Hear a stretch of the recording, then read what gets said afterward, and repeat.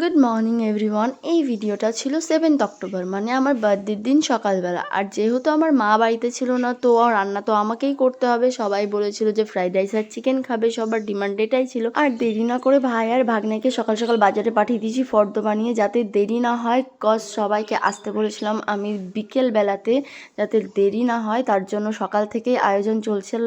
আর এখানে আমার ভাই আমাকে হেল্প করছে। আর এরা দুজনের একজনও ক্যামেরাতে আসতে চায় না। আর আমি অলরেডি এখানে সব কেটে কুটে রেডি করে নিয়েছি। আমার ভাই এখানে ময়দা ছিনে দিচ্ছে আমাকে। ক্যামেরাতে একদমই আসতে চায় না, লজ্জা পায় ক্যামেরার সামনে আসলে। আর আমি আগে থেকে সব কেটে কুটে সবটা রেডি করে নিয়েছি, যাতে রান্না করতে একটু অসুবিধা না হয়।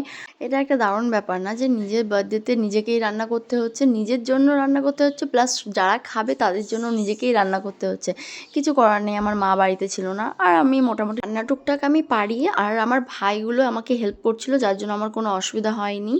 ও হ্যাঁ, এখনও তো তোমাদের সাথে শেয়ারই করলাম না যে আজকের মেনুতে কী কী আছে। আজকের মেনুতে আছে চিকেন কষা, ফ্রাইড রাইস, চানা মশলা আর লুচি। এবার তোমরা বলবে যে চানা মশলার সাথে লুচি কে খায়। আমার বানানোর কোনো পরিস্থিতি ছিল না, প্রচুর চাপ ছিল, যার জন্য আমি নর্মালি লুচি বানিয়ে ছেড়ে দিয়েছি।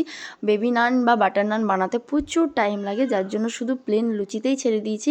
আর এখানে আমি মাংসটা কষাচ্ছিলাম। আমার তো মাংস কষানোর পরে যে কষা মাংসটা খেতে, সেটা তো দারুণ লাগে। আমি আর আমার ভাই সেটাই কষা মাংস। আগের দিন আমার মা এই মিষ্টিটা এনে রেখে দিয়েছিল, যেহেতু আমি এই মিষ্টিটা ভালো খাই আর আমার মা বাড়ি থাকবে না, তার জন্য আমার মা আগের দিনে এই মিষ্টিটা এনে রেখেছিল। আর কাজের মধ্যে বা কাজের ফাঁকে ফাঁকে আমার মতন কারা কারা এরকম আছে যে রান্না করো আর খেতে ভালোবাসো।